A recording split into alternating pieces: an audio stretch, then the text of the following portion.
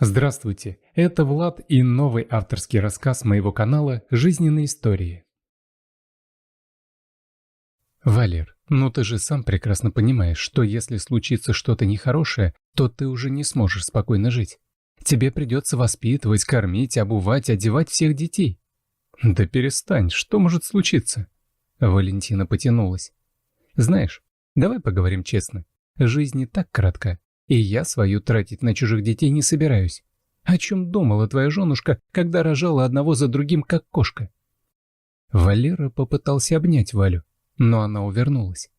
Он раздраженно сказал: «Валя, я не понимаю, чего ты хочешь от меня?» «Я хочу, чтобы ты наконец определился, кто тебе нужнее, я или все твое многочисленное семейство?» «Ну, я же вроде определился. Я тебя люблю». Он глупо улыбнулся, а Валя посмотрел на него как на идиота. «Я иногда сомневаюсь в твоих умственных способностях, несмотря на то, что ты работаешь на умственной работе». «Валь, да что не так-то?» «А что так? Я, например, молоко люблю. И что? Мне не 20 лет, и я хочу замуж, хочу стабильности. Хочу с мужем ходить в ресторан и хотя бы раз в год ездить на море. А будущее с мужчиной, у которого на шее висит больная жена и 3 детей, меня как-то не особо радует». «А как же любовь?» Валя ласково улыбнулась. «Конечно, я люблю тебя, иначе не завела бы этот разговор. Просто мне же не 16. Я достаточно взрослая, чтобы понять, что через пару лет такого быта я тебя возненавижу. Так что не стоит и начинать. Лучше поискать кого-нибудь другого». Впервые Валера подумал, что Валя совсем не глупа. Он-то думал, что в ней из достоинств одна красота, но нет. Понимал, конечно, что все это звучит меркантильно, но, с другой стороны, у Валентины свой взгляд на жизнь, и она честно его озвучила. Он шел домой и размышлял, что же для него все-таки важнее. И так, и по-другому получалось, что он устал от семейной жизни, от постоянных болезней жены, от детей. Когда-то он очень мечтал о большой семье. Валера был единственным ребенком, и ему всегда хотелось брата или сестру. Ниночка была родом из деревни. Маленькая, с курносым носом, задорная и веселая. Она сразу сразила Валеру наповал. Ну и решающим фактором стало то, что и Ниночка мечтала о детях. Причем, чтобы их было не меньше 2, а то и 3. Они встречались-то всего 3 месяца, а потом поженились и сразу же приступили к исполнению своих планов. Первый ребенок родился ровно через 9 месяцев после свадьбы. Через 2 года еще один, а потом еще через 4 маленькая дочь. Валерия повысили.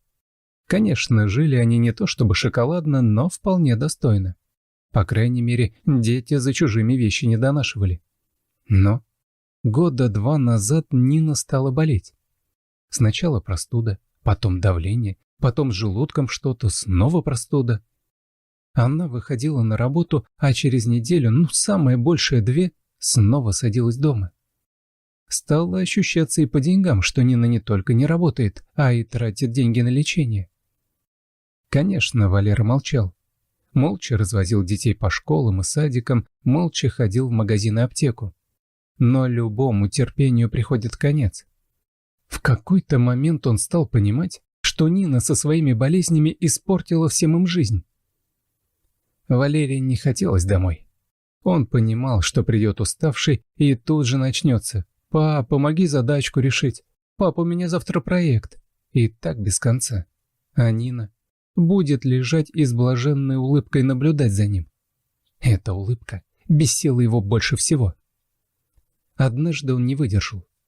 «Нин, вот скажи мне, чему ты постоянно улыбаешься?» Она удивленно посмотрела на него. «Ну, как чему? Приятно наблюдать, как ты с детьми занимаешься». «Приятно наблюдать? А вот мне не очень. А вообще-то я с работы прихожу и хочу хотя бы немного отдохнуть. Но мне приходится переключаться на другую работу. А ты лежишь день и ночь. Не работаешь, зато улыбаешься. Мне всю семью на себе тянуть нужно, и еще и по дому шуршать. Ты бы себе инвалидность тогда какую оформила, что ли?» Нина охнула. «Какую инвалидность, Валер? Я же не инвалид. Расклеилась, бывает. Но ведь я поправлюсь». 2 года. У меня уже сил просто нет. В тот день он выскочил из дома, даже не замечая испуганных взглядов детей. Честно говоря, ему было все равно. Он устал, ему все надоело. Валера двинулся в ближайший бар. Там к нему подсела Валентина. С того дня он часто не ночевал дома. А Нина стала совсем сдавать. Он перестал возить ее по больницам, урезал деньги в семейный бюджет. В конце концов, почему он должен себя хоронить? Он молодой мужчина, ему хочется жить. Нина ничего не спрашивала, только тихонько плакала, когда он приходил. Он вошел в квартиру, вздохнул. На сердце сразу так тоскливо стало, что хоть и волком вой. На кухне кастрюля с подгоревшими макаронами. Видно, Мишка кошеварил, самый старший. То есть отмывать всю эту грязь теперь ему, что ли? Раздражение поднималось. Он кинул кастрюлю в раковину. В дверях показалась Нина. «Валер, ты чего шумишь?» Он резко обернулся к жене. «Ой, посмотрите, убрать на кухне у нее сил нет, приготовить что-то тоже, а вот прибежать и узнать, что я тут шумлю, это всегда пожалуйста». Нина тяжело опустилась на стул. «Валера, не нужно, не кричи, ты детей разбудишь». «Да что ты? А обо мне кто-нибудь подумал? Я тоже устал, тоже не высыпаюсь». «Но ведь ты сам приходишь поздно, где-то пропадаешь ночами, вот и не высыпаешься». Валера закатил глаза. «Все, с меня хватит, я ухожу». Нина смотрела на него огромными глазами. «Как уходишь? Куда? Ты же только что пришел». «Ты дура, Нин, я совсем ухожу, понимаешь?» Наконец она начала понимать. Нина тихо заплакала. «А как же я? Да ладно, я как дети. Они не справятся без твоей поддержки».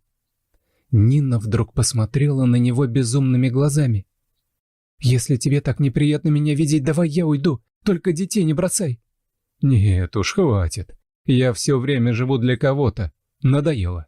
Я хочу жить для себя. А если тебе не нужны твои дети, то сдай спиногрызу в детский дом». Он схватил сумку, покидал туда вещи, которые влезли, и выскочил из квартиры. Как только дверь хлопнула, на кухне появились ребята. Миша хмурился. Средний Паша готов был вот-вот заплакать. А младшенькая Катя испуганно смотрела на маму. Именно она и спросила: «Мама, ты нас в детский дом сдашь?» Она прижала к себе дочь. «Нет, конечно, нет. Мы что-нибудь придумаем обязательно». Когда дети снова улеглись, Нина присела у стола. Как же она устала. В голове бахало, виски ломило. Скрипнула дверь. Вошел Миша. Нина подняла голову. «Сынок, ты чего не спишь?» «А ты?» «Да не хочется». Миша сел за стол. Он как-то по-взрослому смотрел на нее. «Мам, надо в деревню ехать. Там у нас дом есть, и школа там тоже есть. А тебе там намного лучше. Как-нибудь да проживем». Нина с удивлением смотрела на сына. Как этот 12-летний мальчишка так быстро стал взрослым? «Ой, Миш, как же так? Как мы там будем?» Он упрямо мотнул головой. «Мам, я все продумал. Квартиру сдадим. Ты на этого на алименты подашь. Все-таки деньги, хоть и небольшие. В деревне проживем, здесь нет». «Ты зачем так папу называешь? Это наши с ним дела». «Нет, это не только ваши дела. Мы тут с друзьями шли, а он с какой-то молодой теткой у всех на виду целовался. И я, и все мои товарищи видели, так что не отец он мне больше». Нина и говорить ничего не стала. А что тут скажешь? Господи, страшно-то как.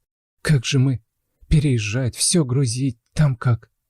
Мам, ты там объявление напиши, будешь с жильцами разговаривать, а я поговорю с Колькиным папкой. У него машина грузовая. Через 2 недели они стояли на пороге дома, где Нина когда-то жила с бабушкой. Отец Кольки и сосед заносили последний тюк в дом, и Нина протянула им деньги. «Обижаешь, хозяйка. Мы что, не люди? У каждого в жизни может беда приключиться. Должны же мы оставаться людьми. Вот, принцессе маленькой конфет купишь». Пока Нина отдыхала, Миша и Паша обмели везде паутину. печку растопили. Не потому что холодно было, а чтобы сырость прогнать. Даже маленькая Катюша ходила с тряпочкой и протирала пыль. Нина вдруг заплакала. «Какие же вы молодцы у меня! Как же хорошо, что вы у меня есть!» В дверь постучали. На пороге стояла высокая статная женщина. Улыбалась во все 32 зуба. «Здравствуйте, а я соседка ваша. Мой муж вам помогал. Вот рассказал, что вы к нам насовсем. Знакомиться пришла. Меня Анна зовут, а вас как?» Она все это говорила и одновременно вынимала из большой сумки баночки, сверточки. Нина и дети смотрели на эти действия завороженно. Анна посмотрела на Мишу. «Ты иди там, Генке помоги. Он картошки мешок насыпал, свеклы, овощей». Мишка сначала дернулся к двери, потом мотнул головой. «Не надо нам, не нищие мы». Казалось, что у Анны приступ сейчас случится. «Ты поговори мне тут еще. И городские свои суждения забудь. Причем тут нищий или нет? Тут же деревня. Если новый человек появляется, каждый старается помочь. А если отказывается, то обиду на себя вызывает. Потом все свое насажаете, вырастите. Не будет чего-то у меня, вы мне дадите. Неужели это так страшно помогать друг другу?» Мишка покраснел, выскочил на улицу. А Нина произнесла: «Вы не обижайтесь на него, не доверяет никому. Спасибо вам большое». Анна присела рядом с ней. «Мне Генка в общих чертах рассказал, что у тебя приключилось. Водитель ему поведал. Ты вот что, грустить перестань. Раз не подумал о детях, то и не нужен такой папаша. Ты мне лучше скажи, что с тобой-то? Зелена вся». Нина немного рассказала о том, что все болезни мира на нее сыпятся, поэтому и муж ушел. Ну, ушел он, потому что обычный козел, а про болезни завтра приведу бабку Марфу, она нам все скажет. Нина понятия не имела, кто эта бабка Марфа, но почему-то сразу поверила, что она точно поможет. Валера вышел из кабинета. Валентина недовольно сказала: «Что так долго? Я к парикмахеру опаздываю». Он присел рядом и молчал. «Ну чего, молчи, что доктор сказал?» «Сказал, что операция нужна, а то через год уже и ходить не смогу». «Как не сможешь? Что за ерунду он тебе наговорил? Ну, побаливают колени, так тебе уж скоро 50. Суставы менять нужно, операция платная». Валя подскочила. «В смысле платная? Ты хочешь сказать, что и так копейки получаешь, а еще с них и платить за что-то нужно?» Валера неуверенно произнес: «Ну, можно кредит взять». «Кредит? Какой кредит? А кто его потом отдавать будет?» «Не, дорогой, я в этом участвовать не собираюсь». «Валь, ну мы же семья. Что ты такое говоришь?» «Семья? Только из-за того, что ты весь больной, я впроголодь жить не собираюсь. Хватит того, что ты живешь в моей квартире. Все своим спиногрызом оставил». Валера повысил голос. «Но это была ее квартира». «Как будто ты туда ничего не вкладывал. Вот что, Валерик, иди к начальству, иди к друзьям. Из дома тащить не позволю. В конце концов, детей своих разыщи. Ты им алименты же платил? Вот пусть помогут папе». Валера усмехнулся. «Алименты? Стыдно сказать кому. Ты же сама меня заставила перейти на половину официальной ставки». «А как ты хотел? Наклепал кучу и что? Все деньги им отдать? Чтобы самим жить непонятно на что? Ничего, ты им жизнь дал, должны понимать. А они уже взрослые». Валера знал, что Нина и дети живут в деревне, откуда она приехала. Узнал не так давно, хотя был уверен, что ее и в живых-то давно нет. Выхода у него не было. С начальством отношения натянутые, друзей Валька давно разогнала. Он стоял у калитки и никак не решался ее открыть. Ноги болели. Тут от остановки до дома чуть ли не километр. Дом как будто выше стал. Крыша новая, терраса с цветами, забор высокий. Ему было плохо видно, но вроде и во дворе все новое. «Вы к нам?» На крылечке стояла девушка лет 16. «К вам? Нина дома?» Она кивнула, а до Валеры только что дошло, что это Катя, его дочь. «Катюша? Ой, а мы знакомы?» И тут улыбка сползла с ее лица. «Вы Валерий?» «Да, доченька». Девушка открыла дверь в дом и позвала кого-то. К ней вышел молодой мужчина. «Вот, Миш, тут этот». Миша узнал его сразу. «Кать, иди в дом, маму там отвлеки». Он подошел к калитке, взял Валерия под локоть и отвел в сторону. «Зачем приехал?» Валерий натянуто улыбнулся. «Ну, что ж ты так, сынок? В дом бы пригласил, чаем напоил. Я же вроде как папка твой». «Вот именно, как бы. Говори, чего приехал». «Заболел я, сынок. Операция нужна, платная». «А, понятно. Ну, вот что я тебе скажу. Ты, когда мамку больную с 3 детьми бросал, думал ли о таком, что придется вот так приехать? Нет, не думал? А сегодня, когда ехал сюда, думал, наверное, что столько лет прошло, все уж и забылось». Валерий даже кивнул невольно. Именно так он и думал. «Ну, я тебя разочарую. Я все помню. И Пашка, и мама, и даже Катя, которая маленькая конфета получала только когда соседка приходила. Так что езжай, как бы отец, туда, откуда приехал». Миша развернулся и пошел к дому. С кухни выглянула мать. «Миш, кто там?» «Да, мужик заблудился, не в той деревне из автобуса вышел, перебрал слегка». Нина улыбнулась. «Ну что ж, бывает. Ты же ему все объяснил?» «Конечно, мам, все объяснил». Нина вернулась на кухню. Через час муж с работы вернется. Вечером Миша девушку свою приведет знакомиться, только поворачивайся. Хорошо еще, что Катя на каникулы приехала. Да, в такой большой семье попробуй все успеть. Если вам понравился рассказ, очень надеюсь на вашу поддержку кнопкой палец вверх. Спасибо и всего доброго. All right, everyone's presentations are done.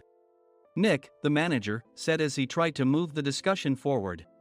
Excuse me, I haven't. I recently found out something. Nick interrupted me and began to speak.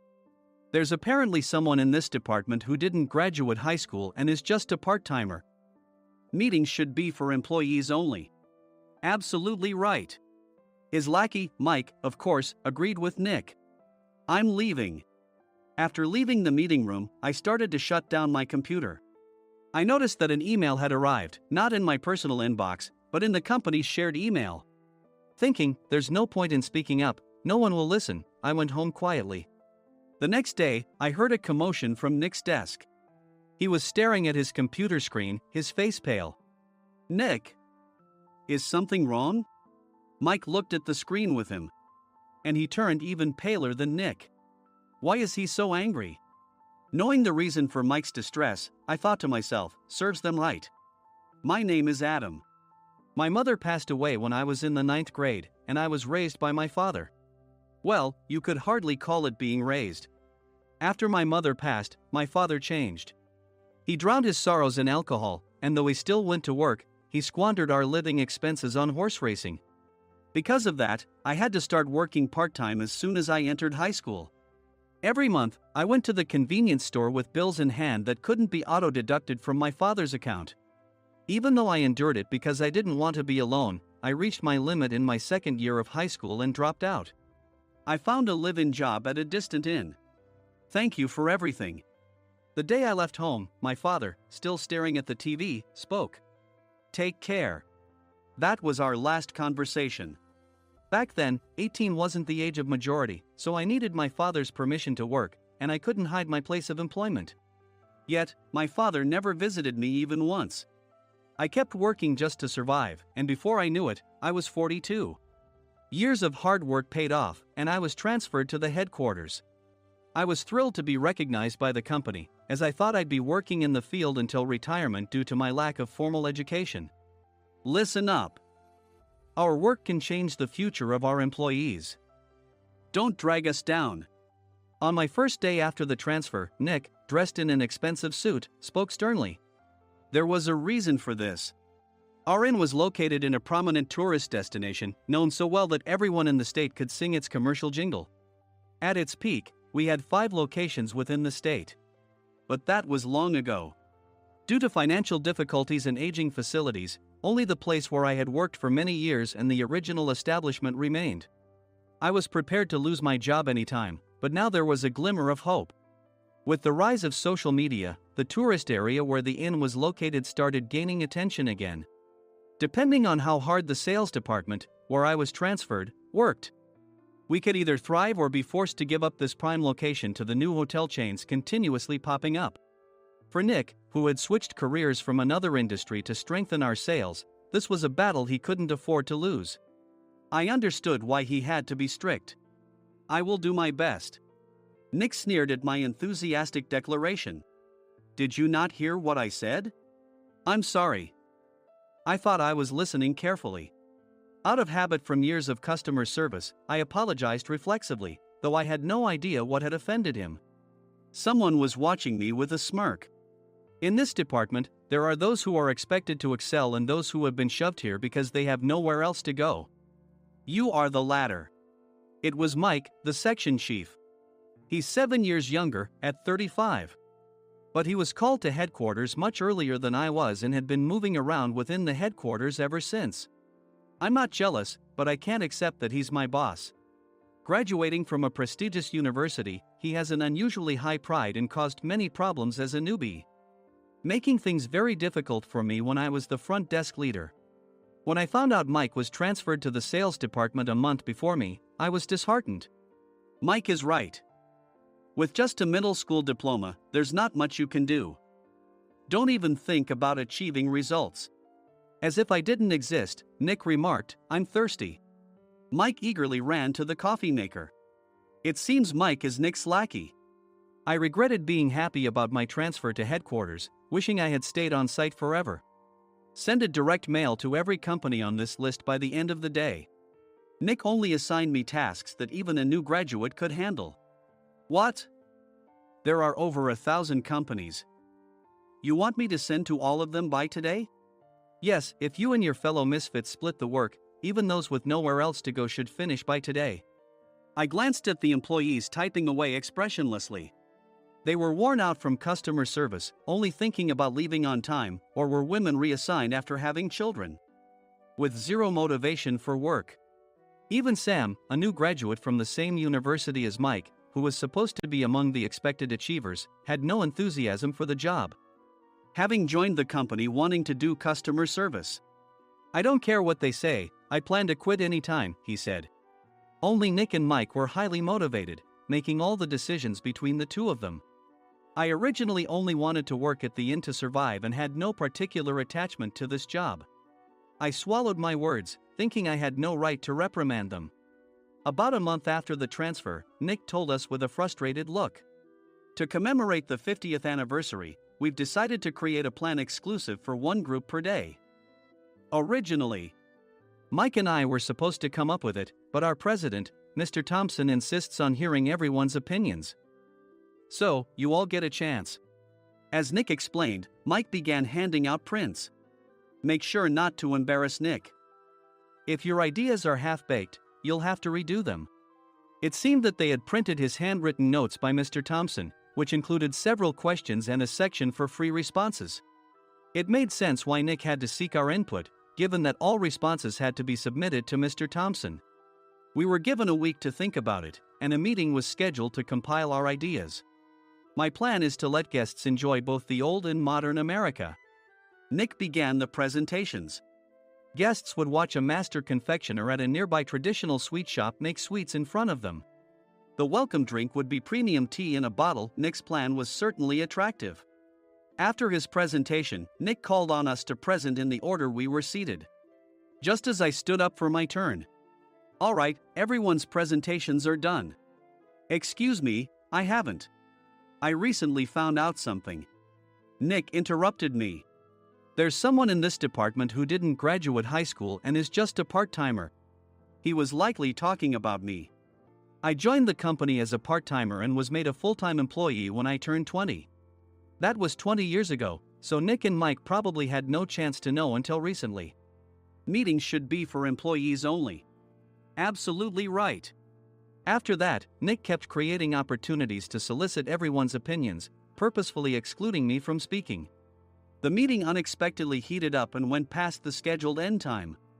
A few people asked to leave, and the discussion continued with the remaining few. Still here?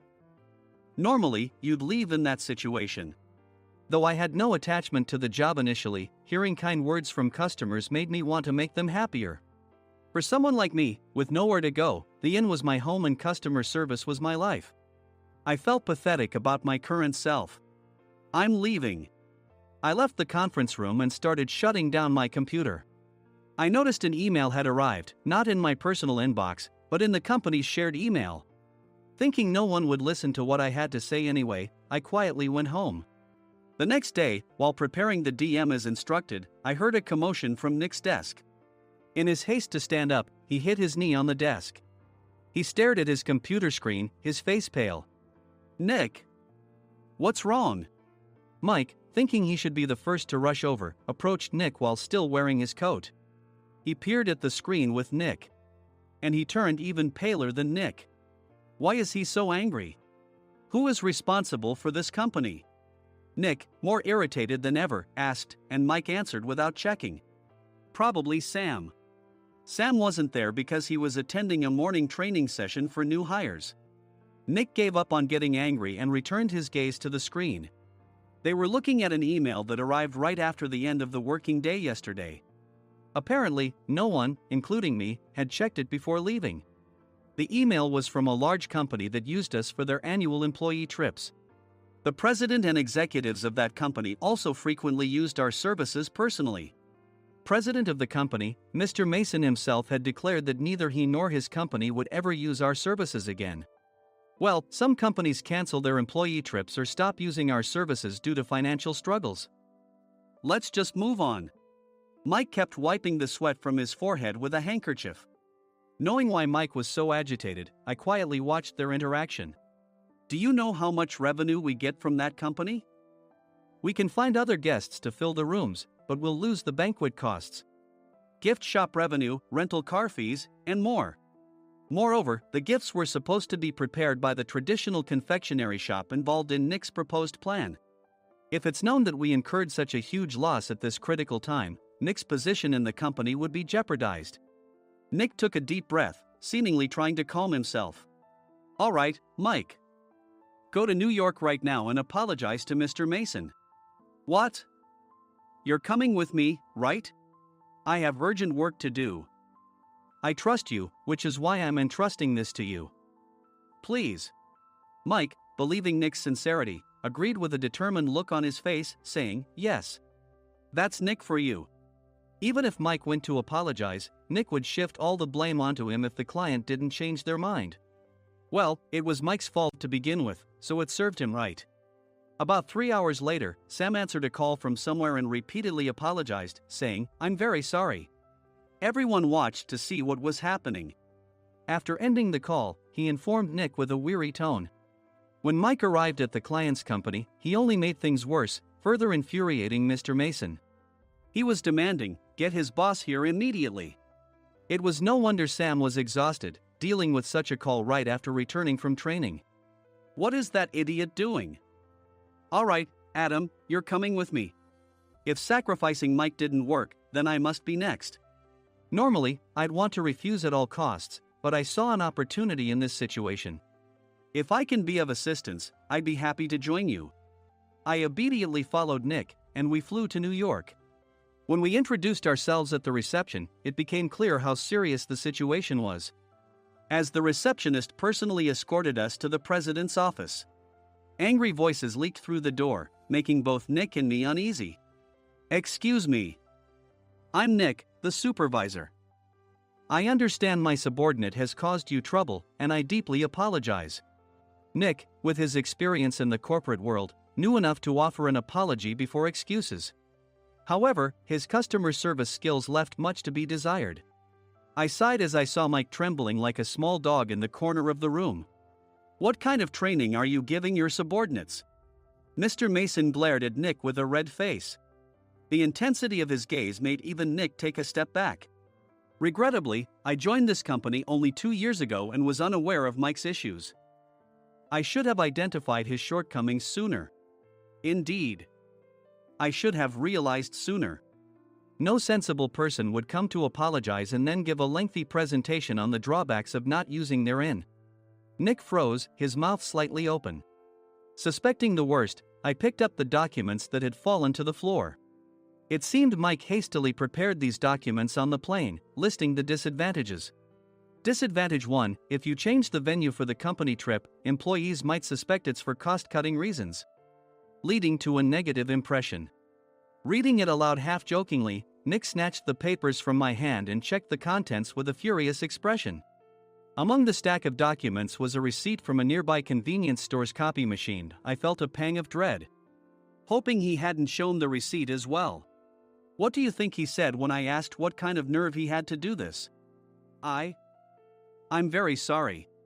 Faced with the dire situation, Nick must have thought there was nothing left to do but apologize. In a voice smaller than I'd ever heard from him, he uttered words of apology. He said, "I'm a Harvard graduate. I don't believe I said anything wrong." Mike! What have you done? Forgetting his plan to pin the blame on Mike, Nick yelled loudly, even in front of Mr. Mason. "I didn't do anything wrong." "You're still saying that? Look at him." Mike pointed at me with a shaking hand. "I was assigned to headquarters in my 20s and now I'm a section chief. This guy only made it to headquarters at 42. Everything I've done proves I was right. So why are we losing the contract?" Having said his piece, Mike collapsed to the floor. "Of course. You were sent there because you had nowhere else to go." Mike never expected to hear such words from someone he looked down upon. He lunged at me, and Nick hurriedly stepped in to stop him. "Mr. Thompson told me Mike is a quick thinker, and to take good care of him." There's no way he was pushed aside. "Don't make things worse here." "He didn't say quick thinker, he said only quick-witted, didn't he?" I don't remember that part. I recalled the many troubles Mike caused when he was a newbie. When Mike was on the front line, his pride was so high that he never apologized to customers. Customer service, especially in our job, doesn't work alone. It brings both good and bad situations. If the front staff or housekeepers made mistakes, or the cleaning company didn't properly clean a room, one had to apologize to the customers regardless of personal fault. Mike, in such situations, would never apologize, insisting he wasn't at fault. This often angered customers, and as the front desk leader, I frequently had to apologize on his behalf. He caused complaints and disrupted operations, which is why he was quickly moved to headquarters. In departments where he didn't interact directly with customers, his quick thinking was beneficial and things went well. But it seemed his flaws were starting to show. Corporate reservations are supposed to be entered into the system by the sales representative. But a quick check yesterday revealed that more than 10 items were missing from the client's reservation. The handover document clearly stated what needed to be prepared. Why didn't you enter it into the system? Why do we have to give them special treatment? Filling rooms near the banquet hall, setting up all the food in advance. Specifying the brand of wine, they're too demanding. No wonder he always angered customers, I thought, feeling a headache coming on. Grouping them in rooms near the banquet hall is for our benefit too. It makes it easier for the staff to set up beds and serve breakfast since everyone's schedule is synchronized. As for the other requests, Mr. Mason suggested them to lighten our load. I didn't know that. Nick finally seemed to realize that Mike was the one who had angered the client. What did you say to them? I just told them we wouldn't give them special treatment anymore. We shouldn't waste effort on things that don't bring in money. I was utterly exasperated at his lack of understanding of customer service. Of course, we shouldn't comply with unreasonable demands. But carrying over successful practices from past stays makes customers feel remembered and enhances their experience. Good memories encourage repeat visits. That's part of our job. I looked down at Mike, who was sitting on the floor. In our job, nothing is a waste. Mr. Thompson likely moved you to the sales department, hoping you'd finally understand this. How do you think he feels now that you've failed to meet his expectations? Mike, tears in his eyes, fled the president's office. I was amazed he still hadn't apologized. You have it tough, Adam. It's okay, we're all employees of the same company. I deeply apologize for this disrespectful incident, especially after all the care you've shown us. If it weren't for you, Adam, I really would have stopped staying here. When I heard you were moving to the sales department, I was willing to reconsider if you handled it." Seeing us talk so amicably, Nick's face contorted. "Do you two know each other? Adam's service is excellent. I always requested him specifically. Normally, we don't accept specific staff requests, but we made an exception for Mr. Mason, adjusting my shifts accordingly. He had personally stayed at our hotel just before my transfer, and during casual conversation, I mentioned, 'I'm moving to the sales department soon.' If I hadn't told him then, things could have been much worse. Please continue to take care of us. I look forward to it." On the return flight, Nick awkwardly offered me a can of beer. It's still working hours. Of course, I had no intention of forgiving him for a single beer. Nick might try to pin everything on Mike and avoid any consequences. While pondering this, a startling fact came to light. "Nick, the tea bottles for the plan have arrived." I handed Nick a bottle labeled with our inn's name. "They look good." "What are you talking about?" "These are plastic bottles. I had assumed we would use the trendy, high-end bottling tea. But what arrived were ordinary plastic bottles of tea with customized labels. The only unique aspect was the label, which had the inn's name, making it look customized. Upon further investigation, I discovered that a substantial amount of money was set to be paid to the tea company. It was priced like bottling tea. Does this plastic bottle really cost $100 each? The tea inside is specially blended for us. The extra cost is for that. Wouldn't it be better to use another tea company? Or is there a specific reason we must use this one?" As Nick continued to make excuses, I showed him a printed email. I informed the tea company's president, Mr. Mitchell, that we discovered irregular payments and he confessed. He said you two were high school classmates and planned to split the extra money. That idiot. Why did he confess? That's not important. You should worry about yourself, this could turn into a police matter. Opening the bottle cap, I suggested. How about calming down with this tea? It supposedly has a relaxing effect. Nick drank the tea frantically. In the following days, decisions were made about their fates. Mike was reassigned to the General Affairs Department, with no chance of transfer or promotion, as per Mr. Thompson's orders. As for Nick, since the payment to the tea company hadn't yet been made, he narrowly avoided legal trouble.